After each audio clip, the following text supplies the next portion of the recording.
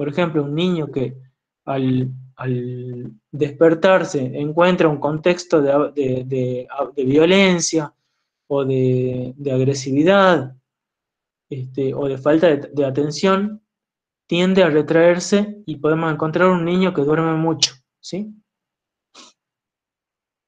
Pero también podemos encontrar un niño que a los 6 meses puede dormir un poquito más, ¿sí? Y que después está despierto, ¿sí? Sin ningún problema. Bueno, es ruidoso entonces muchos despertares, un bebé que no puede tranquilizarse, que necesita todo el tiempo el reaseguro del otro, la mamá tampoco duerme, qué sé yo, lo alza al bebé, el bebé se duerme, lo deja en la cama o en la cuna y el bebé se despierta y pide upa de nuevo, ¿sí? Eso nos llama la atención, es un cuadro bastante ruidoso. Y es silencioso cuando hay insomnio pasivo o cuando hay hipersomnio. Volvemos a lo que habíamos afirmado hace un rato, un bebé pasivo es señal de sufrimiento. Puede pasar muchas horas sin molestar, pero no se duerme. O duerme mucho. Es un bebé que no demanda y un bebé desvitalizado. Vamos al quinto y último orientador del sentido en la semiología de la detección precoz de psicopatologías graves de la infancia. El registro tónico postural. Es esperable que cuando uno levanta al bebé, se acomoda al cuerpo. Hay un diálogo tónico postural de acople, ¿sí? El bebé está en la cuna, llora y está tenso. Cuando lo alza la mamá, aún sin darle el pecho, el bebé se acomoda, como está en la foto ahí con el abuelo, y se relaja, ¿sí? El bebé está en lo suyo cuando está UPA. Y es ruidoso cuando puede haber variaciones entre la hipertonía y hipotonía, por ejemplo, cuando hay una situación inversa de lo que hemos descrito recién. Está relajado cuando está, qué sé yo, dejado o acostado en la cuna o en la cama o en el sillón. Y cuando uno lo alza, o cuando la mamá lo alza, o cuando alguien lo alza, se pone tenso y se pone con hipertonía, molesto, etc. Y a nivel, digamos, como psicomotor, nos va a impresionar ya como una situación mucho más grave cuando podemos observar estos movimientos que son propios de el autismo, que son balanceos repetitivos, movimientos autocalmativos. Los balanceos también son movimientos autocalmativos. Por ejemplo, bebés que giran, que mueven la cabeza. Autosensoriales, ¿por qué? Porque, digamos, como que generan sensaciones, ellos mismos generan sensaciones motrices y también auditivas, porque gritan o hacen, digamos, algunos sonidos repetitivos, y que implican una retracción, ¿sí? Otra vez la misma palabra. Una retracción que significa una desconexión con la realidad externa. La realidad externa se les manifiesta como amenazante, por lo tanto se resguardan en su realidad interna, ¿sí? Siendo que esta realidad interna es una realidad súper primitiva, ¿sí? No es lo mismo, qué sé yo, no sé, el adulto que se va a un retiro espiritual porque está atosigado por, qué sé yo, cosas, y ahí se pone a meditar y a repensar en lo que le pasa y vuelve, digamos, como recuperado. No, acá estamos hablando de niños muy pequeñitos que no tienen todavía un psiquismo. Entonces, ese resguardo de mundo interno es, bueno, digamos, como uno de los fundamentos o de la hipótesis de los cuadros psicopatológicos más severos de la psiquiatría infantil, que son el síndrome autístico, ¿sí? Bueno, entonces, vamos al segundo tema, que es el tema de autismo y psicosis infantil, les repito, autismo que está dentro del grupo de trastorno generalizado del desarrollo y trastorno del espectro autista, que son, digamos, como sinónimos según las clasificaciones, lo van a ver, según lo que comentó la doctora Miseli, en otro módulo, ¿sí? Después, si quiere, digamos, la doctora puede hacer algún tipo de declaración, pero mi intención en esta parte, que era un poco también al pedido de la doctora, era transmitir algunos aspectos, algunas cuestiones en relación a la psicosis. Ahora, me ha parecido importante hacer una referencia también al autismo, porque son dos entidades cercanas, aunque diferentes, y que ya les voy a decir una cosa histórica. El autismo infantil esa categoría diagnóstica se la describió por primera vez por creo que era un psiquiatra que se llama Leo Kanner, en el año 1943. O sea, es una categoría bastante reciente. Sin embargo, esa categoría se la empezó a utilizar así, se popularizó dentro, digamos, de las clasificaciones diagnósticas y de las asociaciones, digamos, como psiquiátricas, psicológicas, etcétera, en los años 80. O sea, es una categoría bastante nueva.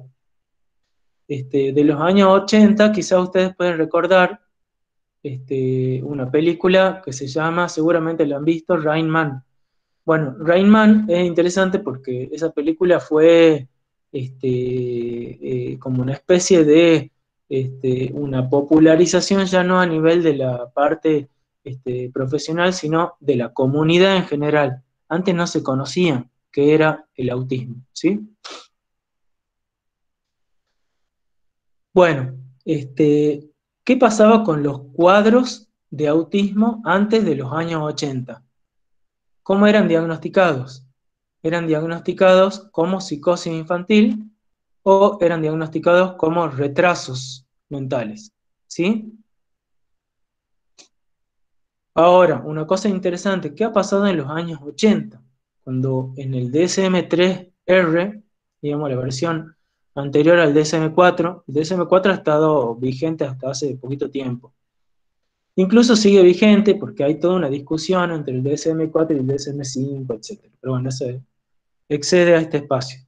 Este, Después de la aparición del autismo como categoría, en ese momento trastorno generalizado del desarrollo, la psicosis infantil desapareció de las categorías este, diagnósticas de la clínica, sobre todo norteamericana, no así de, digamos, las clasificaciones europeas. Tengamos en cuenta que, si bien la psiquiatría norteamericana tiene, digamos, como una importancia muy grande en términos de todo lo que hace a las neurociencias y a la etapa de incorporación de los tratamientos psicofarmacológicos, la psiquiatría europea tiene una importancia histórica y clínica muy, pero muy grande, ¿sí? Entonces, es una discusión que nos queda un poco a nosotros los psiquiatras, que nos gusta un poco la historia, pero en mi caso y en el caso de muchos colegas, nosotros tratamos de basarnos en las clasificaciones europeas, ¿sí? Por eso el CIE-10, que es la clasificación internacional de las enfermedades, bueno, sí considera la psicosis infantil, y la clasificación francesa de las enfermedades, de los trastornos mentales de los niños y adolescentes también. Bueno, vamos entonces a ver qué pasa, qué no pasa. Ahí está. Cuadros principales. Esperen que. Cuadros principales. Bueno, yo ahí hice como una especie de simplificación clasificatoria, pero pueden llegar a tener otra complejidad las clasificaciones. El espectro autista, el trastorno del espectro autista plantea que hay un espectro entre la normalidad, pasando por el, el, ¿cómo se llama? Síndrome de Asperger y la categoría más grave es el autismo infantil, ¿sí? Este, pero bueno, las categorías que tenemos son las de autismo infantil, las de síndrome de Asperger o autismo de alto nivel según la clasificación clínica, el trastorno desintegrativo infantil o autismo autípico, o ahí podrían entrar las psicosis infantiles, y el trastorno generalizado del desarrollo no especificado. Bueno, ahí estamos hablando de, ¿cómo se llama? De la edad correspondiente a la etapa prepuberal. Ahora, en la etapa puberal y pospuberal vamos a encontrar dos categorías mucho más parecidas a las categorías adultas, que son la esquizofrenia y el trastorno bipolar. Bueno, solo a modo de comentarles, porque no vamos a tener tiempo de desarrollar todo eso. Pero el concepto de trastorno generalizado del desarrollo, digamos, es medio vago y plantea alteraciones de déficit graves y generalizadas en muchas áreas, entre las cuales está la interacción social, comunicación y la presencia de comportamientos y actividades estereotipadas. Ahí ya es como una especie de predefinición del autismo. En el autismo, entonces, podemos observar que hay un comienzo que es temprano. Al primer año de vida se pueden observar algunas de alteraciones de las que hemos observado en la semiología esta de detección precoz de patologías, psicopatologías graves de la infancia, todo lo que estaba en rojo, ¿sí? Como signos ruidosos. Pero el cuadro clínico se va a manifestar en tres áreas: en el área de la interacción social, en el área de la comunicación y en el área del comportamiento, ¿sí? Vamos a describir un poquitito cada una de estas tres áreas en donde se manifiesta el cuadro autístico, el síndrome autístico, que es el síndrome paradigmático del grupo trastorno del espectro autista o trastorno generalizado del desarrollo, ¿sí?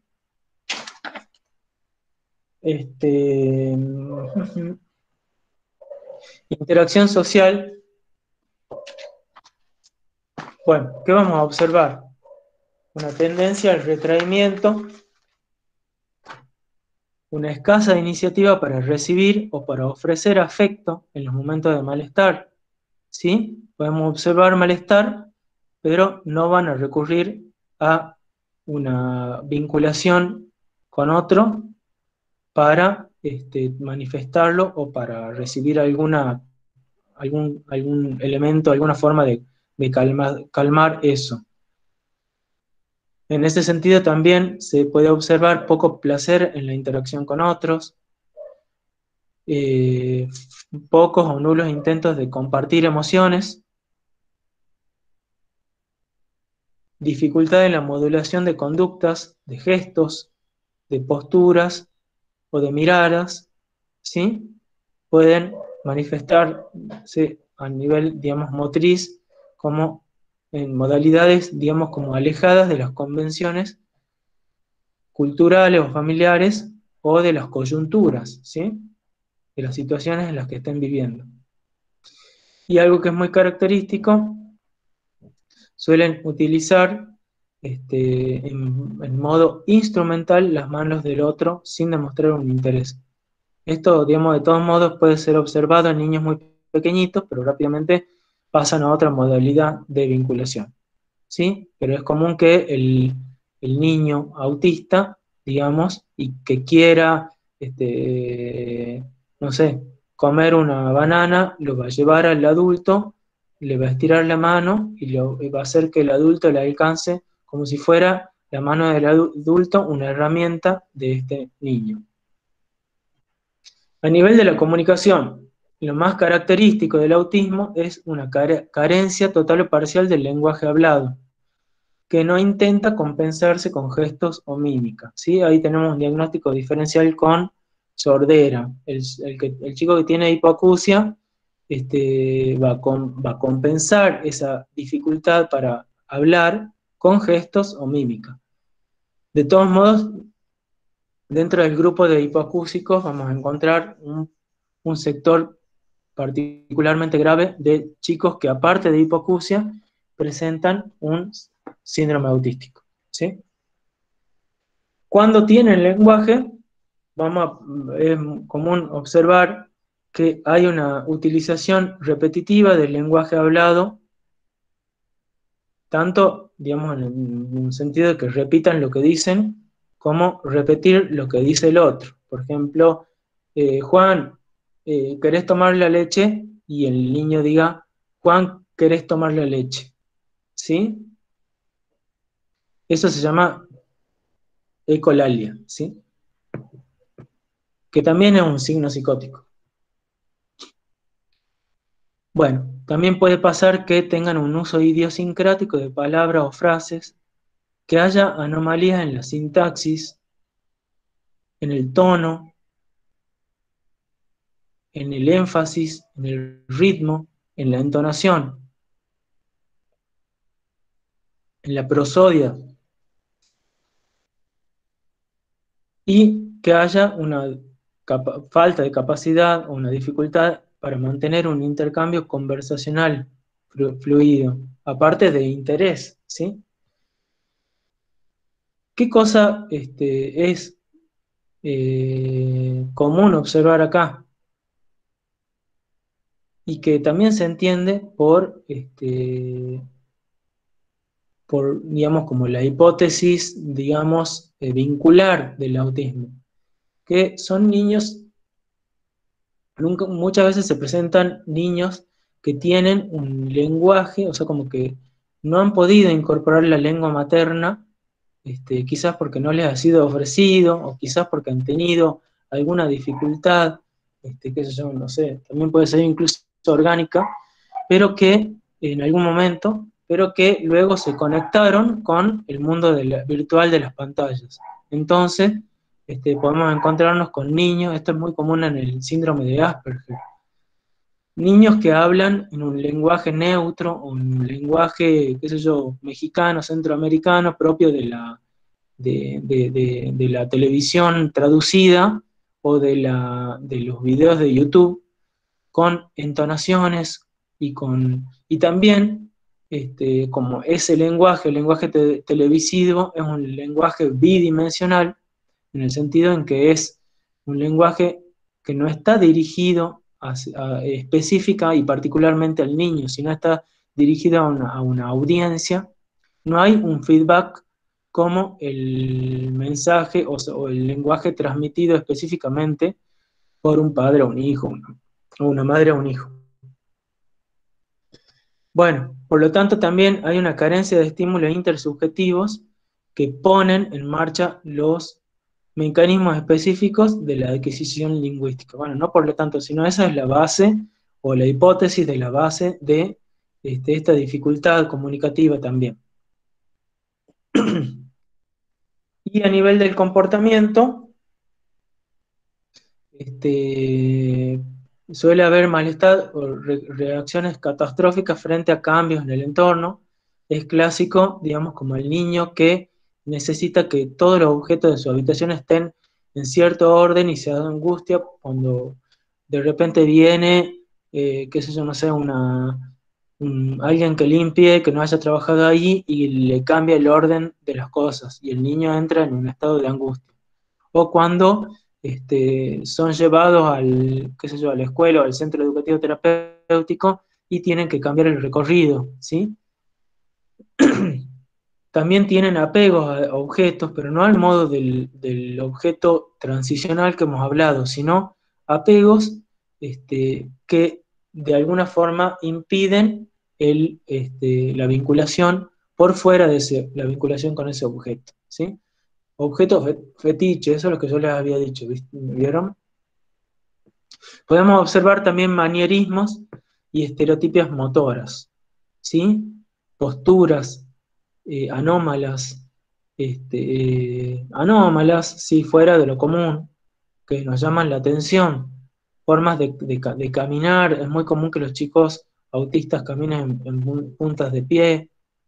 Eh, lo que se refiere a estereotipias motoras, es común observar aleteo en manos, en dedos, que no son neurológicos, niños que giran sobre sí mismos, que, este, que, bueno, que tienen movimientos, todos los que eran los movimientos autocalmativos que habíamos hablado. También puede haber adhesión a rutinas y rituales disfuncionales.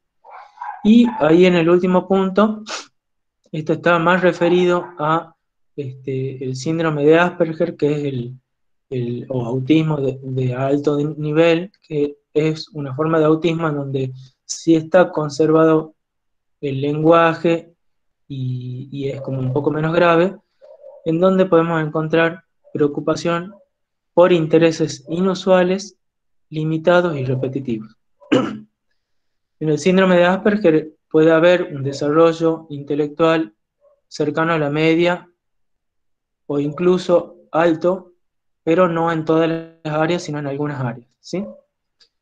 Por ejemplo, niños que les interesa un tema. Yo el que encontré mucho, que se repetía en varios de los chicos que he atendido, es, por ejemplo, los niños que saben todo de astronomía, las distancias en años luz, qué significa un agujero negro, este, no sé, teorías sobre el universo, nombres de planetas y estrellas, este, o niños que saben todo, todo, todo sobre dinosaurios, en qué año vivieron tales, qué comían, cómo era el tamaño, etcétera. Pero si los sacas de esa área, quizá no saben sumar, o no pueden, qué sé yo, tener no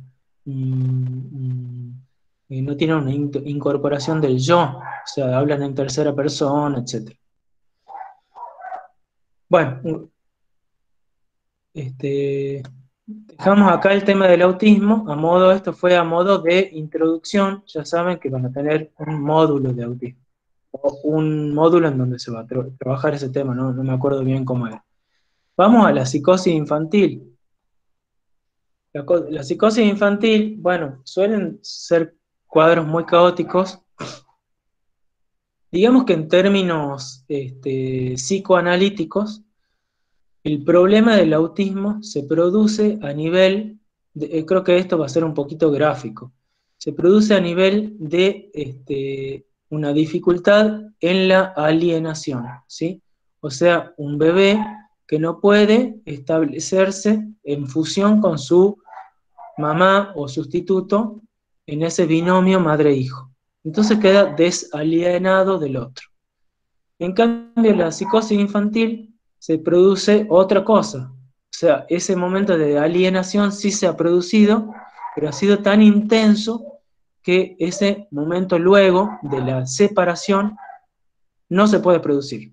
Entonces ahí están lo que se llaman las psicosis simbióticas, pero también la psicosis en donde frente a la separación queda una estructura que se desarma, se desorganiza, ¿sí? No se puede realizar la separación como función, no como, sí, como función, digamos, de constitución de conformación de la constitución subjetiva. Entonces, la psicosis infantil pueden aparecer o suelen aparecer después de un periodo de 2 o 3 años quizás normales o de apariencia normal. Si es que nosotros indagamos, capaz que nos podemos encontrar algunas cosas, ¿sí? Bueno, elementos que podemos encontrar: una anorexia precoz, algunos trastornos del sueño, bueno, después alguna ansiedad al incorporarse al jardín. Esto nos habla de una dificultad de la separación, como les decía, docilidad o sumisión excesivas, y algunos rituales obsesivos persistentes. Lo más común es que hayan tenido una infancia en apariencia normal. Bueno, también puede pasar que si hayan aparecido algunos elementos que nos parecen importantes en la historia esta de la primera infancia, pero que no hayan sido valorados suficientemente por la familia o por el médico. Suelen dar en una personalidad mucho más estructurada, entonces el lenguaje ya está en proceso de elaboración y las manifestaciones psicóticas pueden aparecer o suelen aparecer como conductas regresivas. ¿Qué significa esto? Que lo incorporado se pierde, ¿sí? Niños que habían desarrollado el lenguaje y de repente no hablan, ¿sí? O empiezan a hablar en tercera persona o con ecolalias, ¿sí? Niños que habían logrado un control, digamos, como psicomotor, y de repente pierden la estabilidad, dejan de caminar o pasan a tener una modalidad de desborde psicomotor al modo de una excitación psicomotriz. Niños que habían logrado el control de esfínteres y de repente, bueno, lo pierden, empiezan a hacerse pis durante el día, durante la noche, o empiezan a hacerse caca, encopresis. La enuresis no es tan específica de la psicosis infantil, porque la enuresis puede aparecer en un montón de situaciones, ¿sí? En qué sé yo, en las situaciones traumáticas, en las depresiones, pero la encopresis es como un poco más patognomónica de la psicosis, ¿sí? Cuando hay una encopresis después de el logro del el control de esfínteres, es como que es un signo que nos tiene que preocupar mucho, ¿sí? Obviamente que va a haber que descartar las razones orgánicas para esa encopresis. Bueno, y esto que es muy importante, bueno, cuando se refiere a desestructuradas, estamos hablando de la desorganización, ¿sí? La desorganización del esquema corporal. Bueno, y un punto que es muy importante es que en los niños no va a ser común los síntomas, los signos y síntomas clásicos de la psicosis, que son el delirio y las alucinaciones.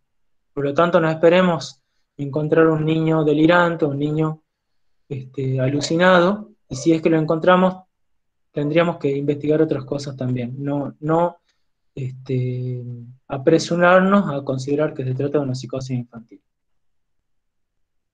Bueno, con esto, y estamos en horario, paramos, pero lo único que quería era hacer referencia acá a que en la adolescencia recién vamos a observar esquizofrenia y trastorno bipolar. Aunque esquizofrenia, en realidad, digamos, como en términos de la esquizofrenia del cuadro adulto. Solo que en la pubertad adolescencia, el modo más común de esquizofrenia es el modo hebefrénico, ¿sí? O el tipo desorganizado. Y el trastorno bipolar también va a ser algo común más de la adolescencia, y hay toda una discusión de si es que hay patología bipolar o no en niños, ¿sí? Bueno, terminamos entonces, ahora sí, este tema. Ahora voy a dejar de compartir pantalla y abramos unos minutitos de preguntas. Bien. Sí, Susana, ¿querés decir algo? No, quería que empecés a leer acá las preguntas. Carla Bazán pregunta, ¿hasta cuándo es esperable que el niño... No, ese ya la he hecho. María Ángela... Es a partir de... Algunos mantuvimos el objeto de 30, ya está eso, ya está. Sí. Empecemos acá. Daniel Alonso. Puede, niños que hacen el destete sin objeto Eso ya lo hemos contestado también también. ya lo hemos visto. Puede buscar afecto y contención de la madre o desinterés por todos en el autismo. Daniela Alonso. El autismo como el cuadro clásico de autismo está desvinculado del otro, ¿sí? Pero dentro de las manifestaciones posibles de autismo hay una gama grande. Si nosotros encontramos que un niño puede buscar afecto o contención en la madre o en alguien, estamos hablando de una vía, de una posibilidad de intervención muy importante. Quiere decir que del todo no está desalienado, ¿sí? Perfecto. Perfecto. Después Solana Díaz. Solana dice eso. Lee. En el autismo. Sí. ¿Pueden tener interés de socializar con niños y no con adultos? Eso no es clásico del autismo, por lo menos que dentro de lo que yo conozco del autismo, es un desinterés generalizado.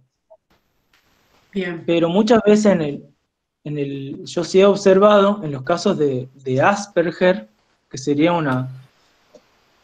el autismo de alto nivel, niños o adolescentes que tienen dificultad en socializar con pares, pero no con adultos. Al revés.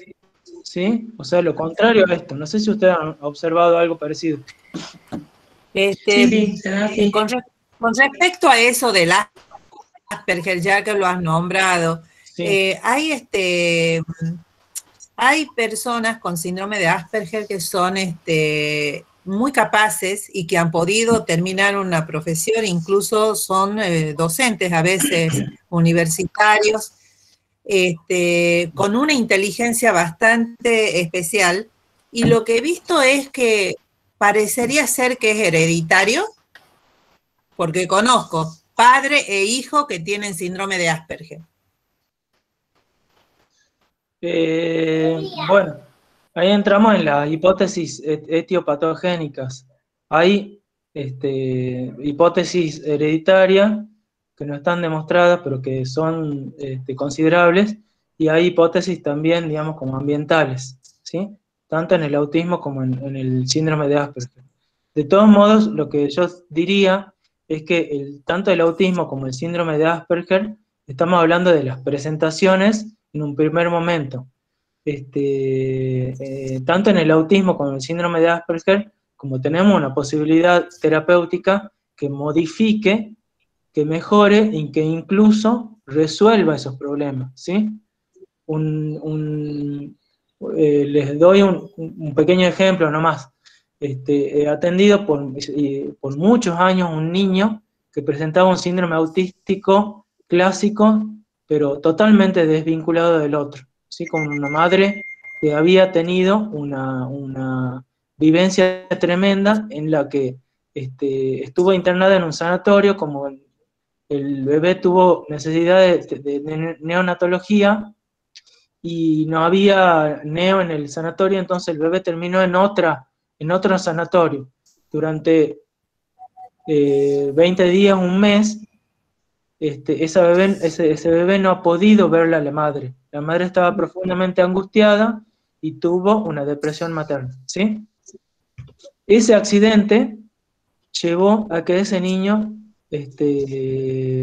por lo menos en la hipótesis que hemos podido trabajar los distintos terapeutas que hemos trabajado con ese niño, ha sido causal, ¿sí? Ahora ese niño, a la edad de 6 años, entró en una educación primaria con una presentación al modo de Asperger. De más o menos entre los 2 y los 5 años, y 2 y 4 años tenía una presentación al modo autístico. Como fue un tratamiento exitoso, pasó a un modo Asperger. Bueno, ese niño durante toda la escuela primaria tuvo apoyo a la interacción, apoyo a la integración escolar. Bueno, empezó la secundaria. ya dejó de tener apoyo. Y como tuvo un sistema de pares muy, pero muy acogedor, por decirlo de alguna forma, a ese niño que está ahora terminando la secundaria, ese niño solamente le quedan rasgos autísticos o rasgos de Asperger. Pero es un niño que uno, a nivel de inteligencia y a nivel de expresión y entendimiento de emociones, entra dentro de una normalidad, ¿sí? Bien. Por lo tanto, digamos, como el caso que menciona la doctora, yo supongo que se trata de una situación así, una situación que han tenido un abordaje, o si no lo han tenido un entorno que ha podido dar un lugar, pero, bueno, entiendo eso, no sé. Perfecto. Yo quiero hacer Sí, un aporte perdón, con esto. Mariana, levanten la mano los que quieran hacer preguntas y los podemos identificar en las pantallas. ¿Sí? Tienen el icono para que podamos escuchar a todos. Habla si querés, por favor, hace tu pregunta y después le damos la palabra Es para al doctor aportar Enrique. esta pregunta de la doctora, en Bien. el caso de que si es hereditario o no, porque me pasó con un paciente que se diagnostica el Asperger y las terapeutas que hacían distintas disciplinas, cada vez que iba el padre, empezaban a sospechar que el padre también lo tenía y se hizo el diagnóstico al revés. Primero al niño y después comenzaron con el padre y el padre también era un Asperger. Entonces, por ahí antes no se buscaba tanto o no se conocía tanto y se termina haciendo el diagnóstico, como para pensar en que la etiopatogenia puede ser hereditaria. Claro, de todos modos ahí sí tenemos que considerar que hay dos aspectos de la herencia biológica, genética, y la herencia de la herencia vincular, ¿sí? Hay una transmisión de aspectos, qué sé yo, psicológicos de padre a hijo por medio de la crianza, ¿sí?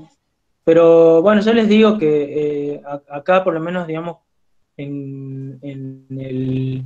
un manual de psicopatología que yo he utilizado bastante en estas clases, que es el manual de Daniel Marcelli, que considera, es un psiquiatra francés, que considera, con su grupo de colaboradores, las hipótesis combinadas, ¿sí?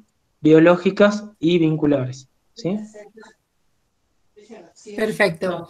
Bueno, Y Luis, perdón, de Susana. todos modos, les digo que con respecto a, no, lo que quiero hacer una aclaración, con respecto al autismo, dejemos un poco de lado que cuando desarrollemos esto, que va a ser solamente este tema, ahí vamos a tener tiempo de ahondar en las preguntas, pero si se puede dejarlo de lado, si no, sigan. Y no sé qué el doctor Rodríguez creo que levanta la mano.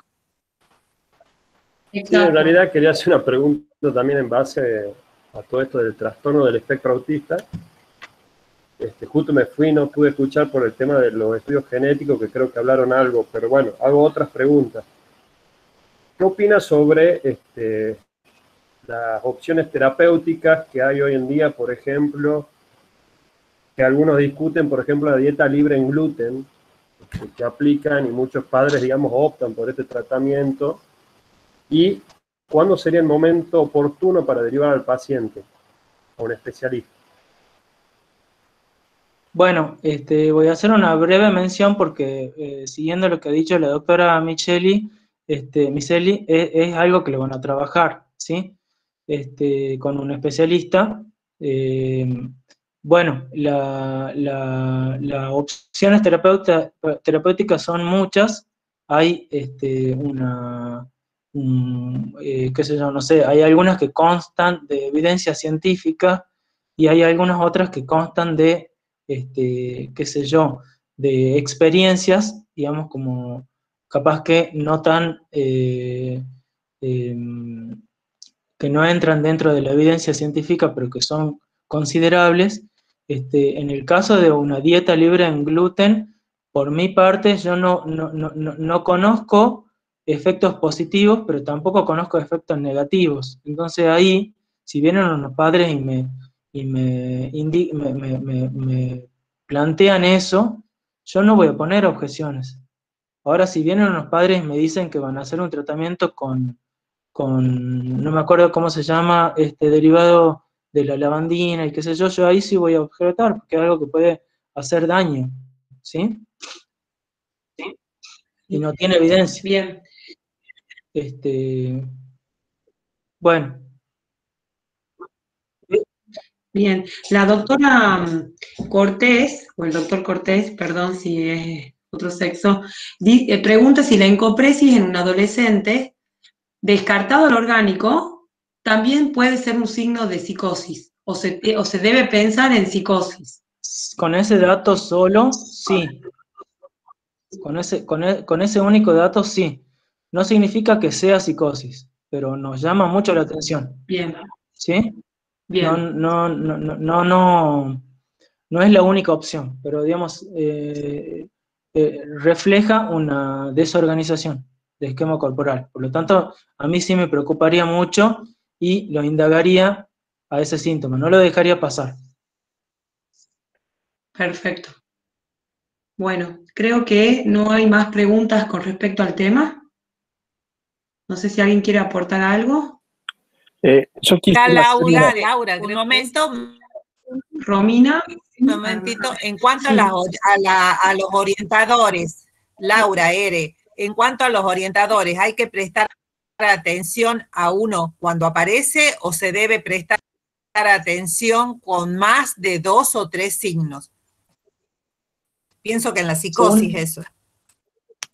Según la propuesta de la doctora Armus, que ya la van a poder leer ahí en el texto de desarrollo emocional, no está planteado, digamos, en términos de como podría ser, qué sé yo, digamos, como un diagnóstico de 10 de 10, 3 o más, sino cuando hay uno ya nos preocupa, ¿sí?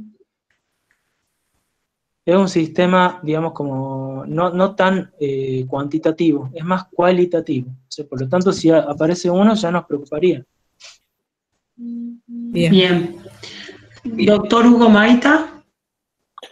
Hola, sí, ¿qué tal, doctor? Le quería hacer una pregunta. Usted habló en relación a las pantallas o a la similitud que presentan en el lenguaje los chicos con los videos por ahí que frecuentan en YouTube. Yo en mi práctica diaria estoy viendo cada vez las pantallas más cercanas, inclusive en menores de 1 año, ¿sí? En lactantes, en donde introducen una pantalla para que vean dibujitos o se distraigan. Mi pregunta puntual es en estructura vincular, ¿sí? En donde se desarrolla el vínculo entre el recién nacido o entre los 2 y los 5 años y los padres. Cuando el ambiente es tóxico, ¿sí?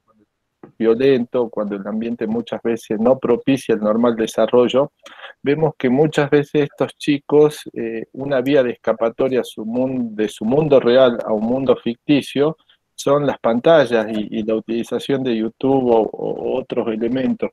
Y eso un poquito me hace hacer una semejanza con la película La vida es bella, ¿sí? En donde el padre genera toda una estructura, digamos, imaginaria, tratando de apartarlo del dolor y de la crueldad del ser humano.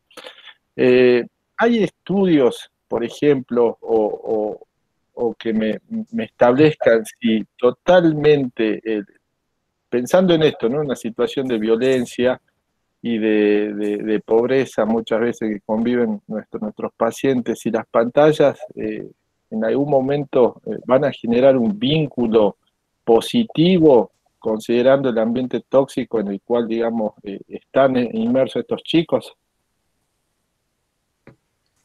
Bueno, es muy interesante la pregunta. Me parece que el mundo virtual es un mundo que aparte está ahora más presente que nunca, no solo en niños, sino también en adultos, y es un fenómeno de época, por más que ya existía antes.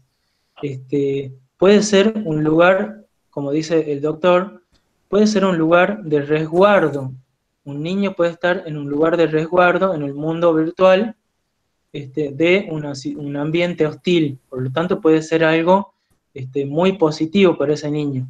Sin embargo, el mundo virtual es bidimensional, ¿sí? Es bidimensional y la necesidad de un bebé y de un niño no es solo bidimensional, ¿sí? Por eso es que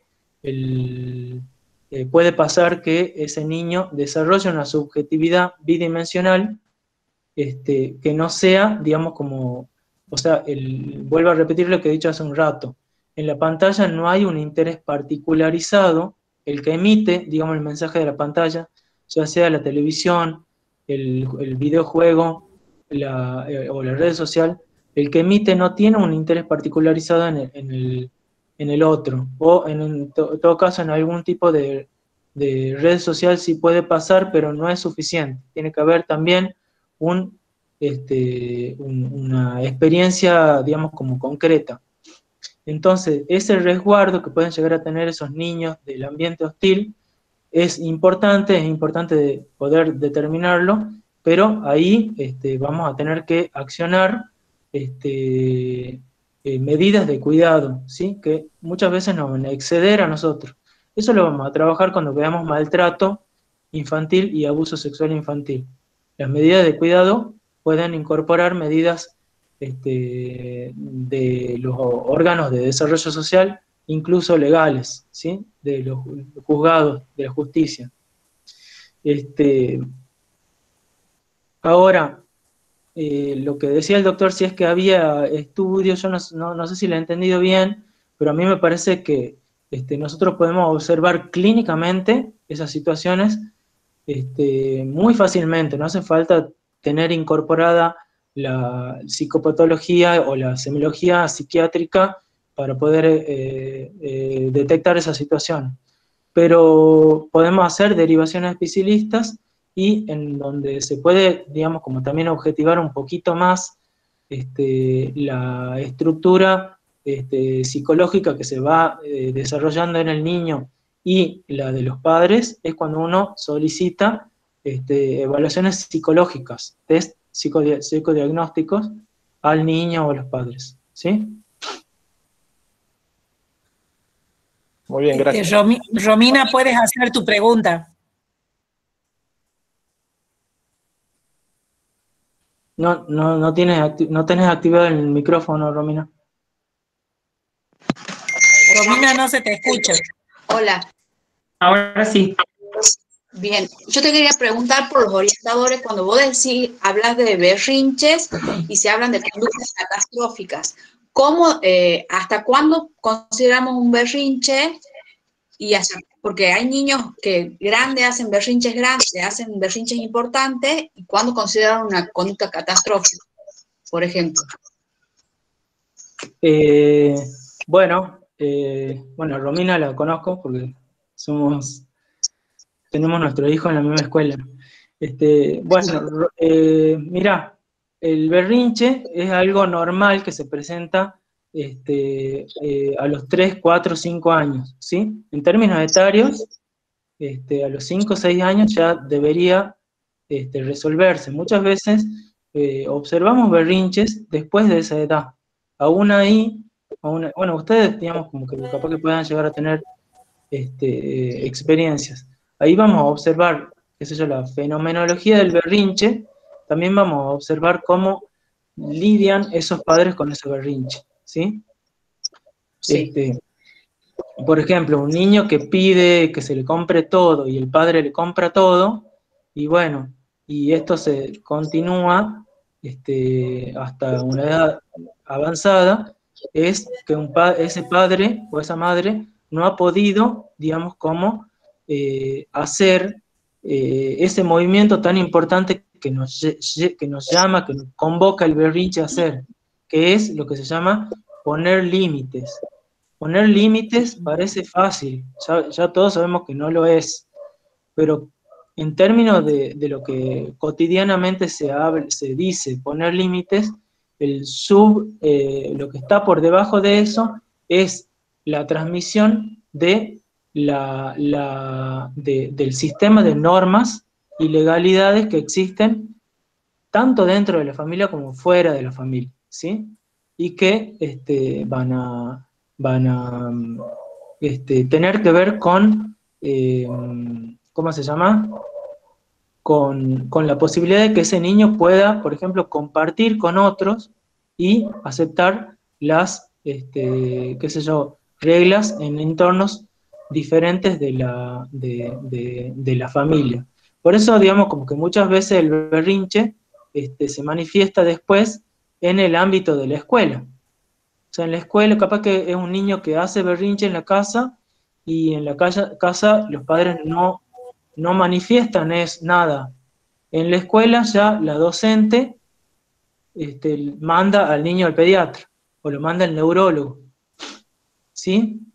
Y después de los 6, 7 años, bueno, este berrinche que no ha sido, digamos, trabajado, hay veces que el berrinche es acotado no por los padres, sino por los mismos pares o por los mismos docentes, ¿sí? Perfecto. Y muchas veces ese berrinche no tratado es como un antecedente que encontramos en los llamados trastornos de la conducta, que también vamos a hablar un poquito de eso.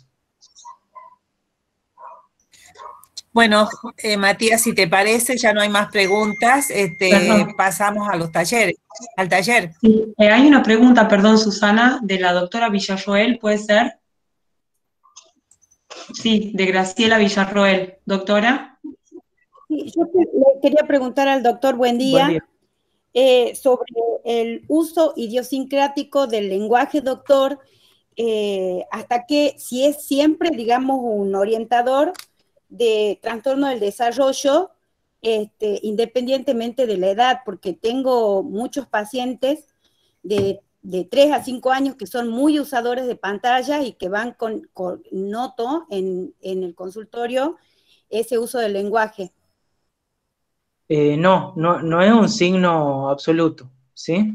Lo tenemos que matizar con otras cosas, ¿sí? Es común que los chicos en esta época hablen con un lenguaje televisivo, ¿sí? Una forma de diferenciar que me parece importante es que el niño, hay niños que, por ejemplo, cuando hablan, cuando están jugando, usan el lenguaje televisivo y cuando salen, no. O en el ámbito materno, en el ámbito del diálogo con la mamá, usan un lenguaje y después usan otro, ¿sí? Aún así, digamos, hay chicos que usan el tono televisivo, pero que sí tienen vincularidad con el otro, que sí escuchan, ¿sí? El tú, es muy común usar el tú, o usar, ¿cómo se llama? Algunas palabras que oye, ayúdame a quitarme la chamarra, no sé, digamos, bueno, eso no se usa acá en Argentina, pero los niños lo usan porque lo escuchan en la tele. ¿Y un adolescente sigue usando el lenguaje neutro, doctor? Bueno, ya les digo, en ese caso sí nos preocupa, pero vamos a tratar de evaluar cómo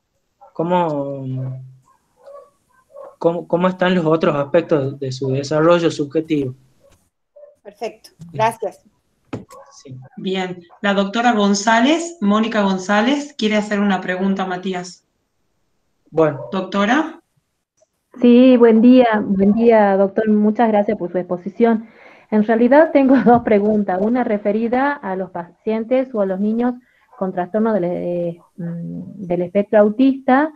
En principio, los pediatras somos los que el control del niño sano y en el crecimiento y el desarrollo podemos advertir de algunos síntomas o síntomas orientadores para el diagnóstico. Me ha pasado particularmente de algunos pacientes en donde, dado el diagnóstico, la familia entra como en una situación de mucha crisis, digamos, y no sabe cómo afrontar ese tema ni cuál es la elección de la escuela, porque también hay una devolución por parte de los docentes que los niños no son, o son distintos o son diferentes en relación al resto de de la corte, o sea, del resto de los alumnos del grado. Por un lado eso, cómo se hace el seguimiento y cuáles serían las mejores opciones psicoterapéuticas de estos pacientes, y cómo orientar a esta familia y acompañar, porque la verdad que es como los sitúa en una situación de crisis. Y por otro lado, en relación a la psicosis, cuando aparecen en adolescentes, nos ha pasado puntualmente en el hospital, que es advertida a veces en adolescentes por sus pares, no tanto por las familias, pero cómo hacer que esta familia y este adolescente, donde aparece la psicosis, tenga esto, lo que nosotros promocionamos en adolescentes, que es el autocuidado y la autonomía para el seguimiento de su salud y también de su enfermedad, digamos. Básicamente esas dos preguntas eran. Bueno, la pregunta referida... ¿Puede ser, Matías, que contestes la segunda y que dejemos autismo? Sí, eso es lo que iba a decir. La primera pregunta la dejamos para cuando trabajen autismo y TGD y TEA.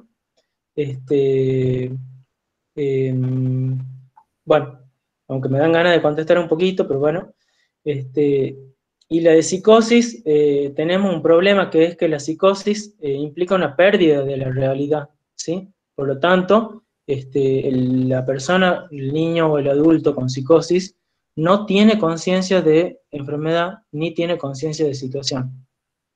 Por lo tanto, el hecho de que tenga una relativa conciencia se corresponde solamente con un trabajo muy fuerte, ¿sí? Con un trabajo que va a implicar un trabajo integral, ¿sí?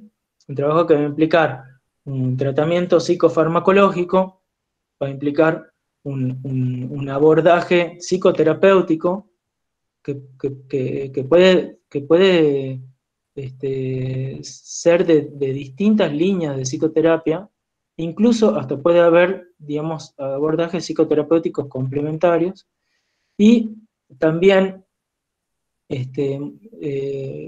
muchas veces, o por lo menos ahora se está haciendo más, intervenciones grupales que permitan o que favorezcan la posibilidad de vinculación con otros pares y que de alguna forma sean una especie de laboratorio en donde los chicos con esquizofrenia o con psicosis puedan ir, digamos, practicando una forma de interrelación para que luego puedan vincularse con otros sin mayores problemas. Pero bueno, son patologías graves y que también hay toda una gama, porque hay episodios psicóticos, hay enfermedad psicótica, dentro de esos mismos hay situaciones que son leves, moderadas, graves, hay situaciones que requieren hospitalizaciones, que son las más graves, hay otros que muchas veces responden bien con un tratamiento, etc.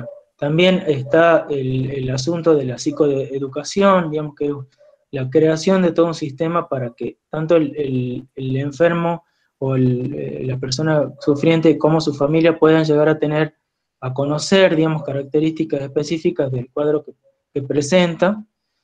Y tenemos un sistema educativo que es inclusivo, hoy por hoy, por lo menos en términos legales, ¿sí? El sistema educativo tiene que incluir a la persona con patología mental, tanto en el caso de psicosis como de autismo, ¿sí? Bueno. Está contestando, doctora. Aquí pasa una pregunta, Matías, de la doctora Cecilia Soria. Sí. Le había preguntado hace un rato, que no la había leído, si ante síntomas ruidosos y silenciosos, a los 3 años o antes. No sé si a qué hace referencia específicamente. A ver, no le he leído eso. Ante síntomas ruidosos y silenciosos, ¿a qué edad se deriva? ¿A los 3 años o antes? No, antes. Ahí las intervenciones antes de los 3 años están dentro de las intervenciones tempranas, donde se incluye la estimulación temprana y también el tratamiento a padres, ¿sí? Lo que pasa es que lo que no se hace antes de los 3 años es, por ejemplo, dentro de la perspectiva que yo manejo, ¿no? No es que no se haga. No se debería hacer diagnóstico, por ejemplo, de autismo. Exacto. Debería ser diagnóstico de bebé en riesgo de psicopatología grave. ¿Entienden? pero la Perfecto. intervención cuanto más temprana es mejor. Así ¿Sí? es. Así es. Bueno, ya no habría más preguntas, por lo que veo. Bueno, entonces pasamos al taller. Exacto. Sí, Ahí está. a ver, un momentito. Sí. Luis, me gustaría que les expliques a los chicos porque hay una dificultad con los grupos de taller para que vean cómo van a entrar. Sí, no tengo posibilidad de subir, de compartir los grupos como ayer. Yo creo que la mayoría sabe a qué grupo pertenece. Los que no ingresaron ayer, que ingresen al grupo 8. Si alguien tiene alguna duda, nos pregunta. Explicarles los que tienen que salir de esta sala y entrar a la otra aula. Bueno, sí, eso ya lo saben, que para poder hacer los talleres salgan de esta aula, no tiene que quedar nadie y vaya ingresando cada uno a su aula.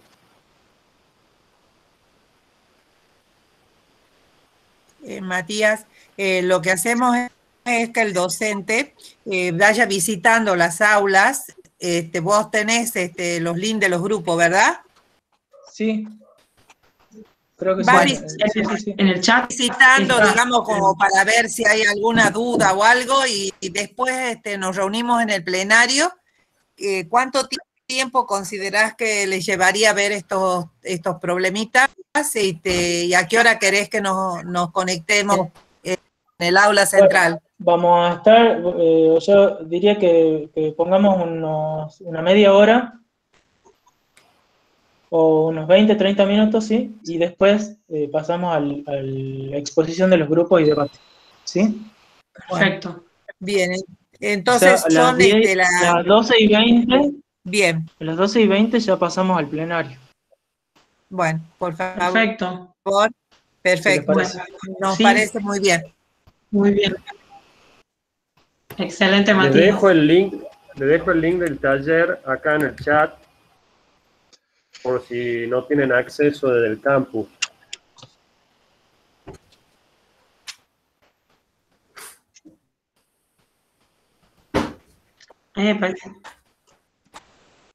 ¿Les aparece el link ahí? Acaba de desaparecer, recién estaba. Luis. A mí Ahí me aparece. están. Están hasta los 8 grupos ahí en el chat. Perfecto. Bien.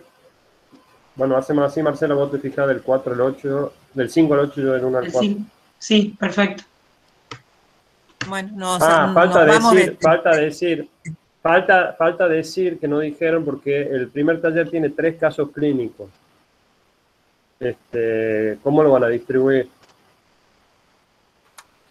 Que del grupo del 1 al 4 hagan el primero y después hagan el segundo, y los del 5 al 8 hagan el tercero y después pasen al segundo también. Sí, hagamos así, del 1 al... Son 8 grupos, ¿verdad? Y hay 3 casos, entonces que el 1, el 2 y el 3 hagan el primero, el 4, el 5 el segundo, 6, 7 y 8 el tercero.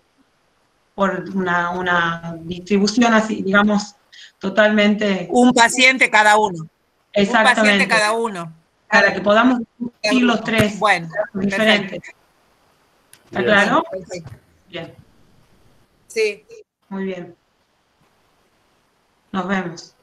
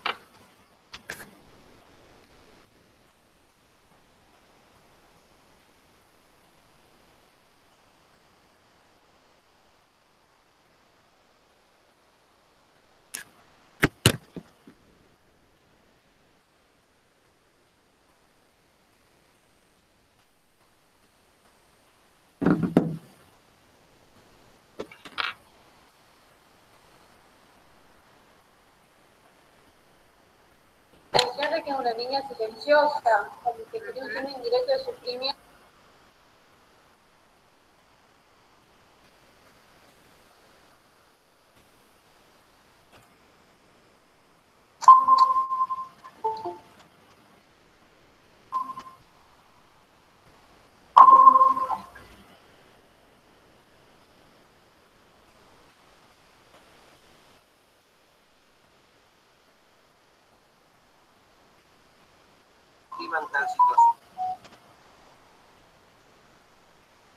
Parece ser un...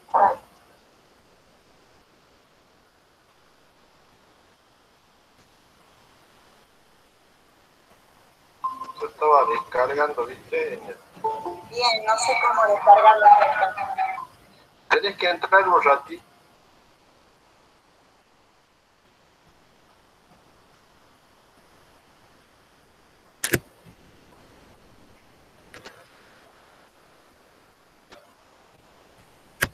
Bueno, ¿cómo le pago? Me tienen que esperar por ahí un ratito para que yo les dé acceso. Así que perdón, estaban...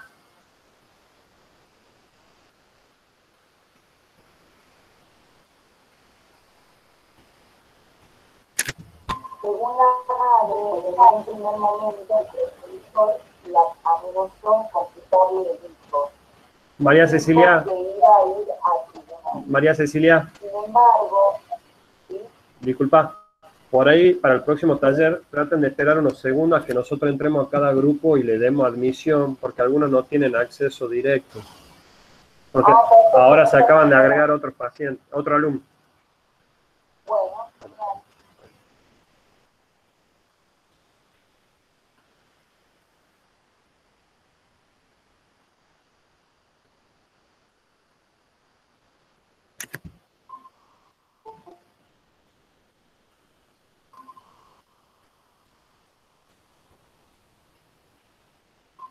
Hola. Hola. Hola, ¿sí me puedo unir, chicas? Eso también no lo podía hacer, pero más fácil. Sí, a ver, disculpen. Pasa que tenemos que entrar a cada grupo para admitirlos a algunos. Algunos tienen acceso directo y algunos no. Los que tienen Gmail entran en directo. Y los que no tienen lo discriminan y no. Entonces hay que esperar que lo aceptemos. Ahí ya están. Bueno. Escúchame.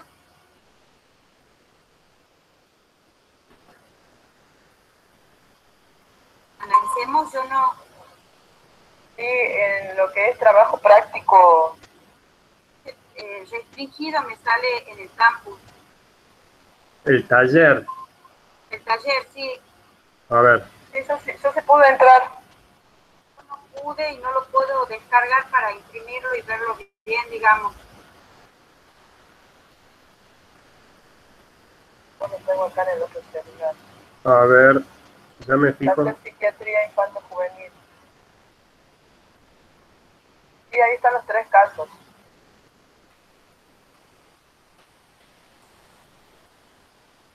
¿Cuál tenemos que resolver nosotros?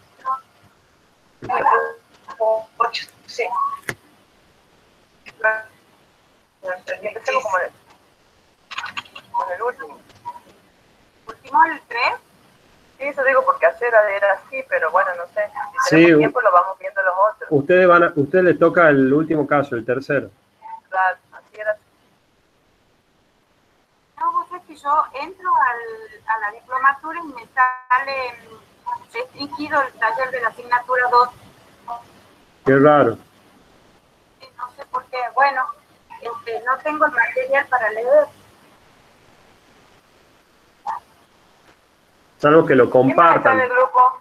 Pueden compartir la pantalla, al que tenga el caso, comparta la pantalla y lo pone.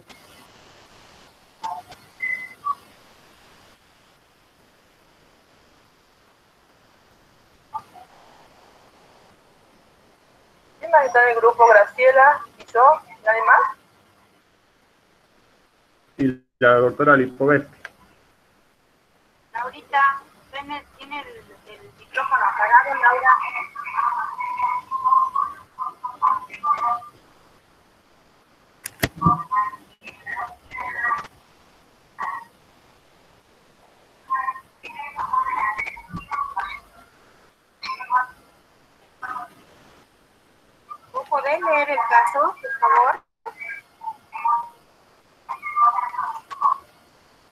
¿Pueden verlo ahí?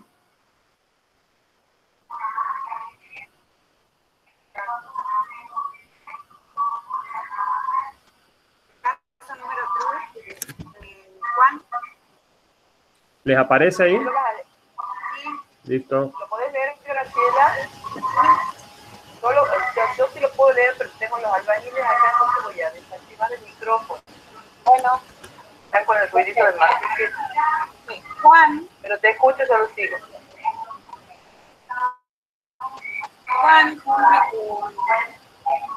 5 años. Hicimos con el maestro del jardín.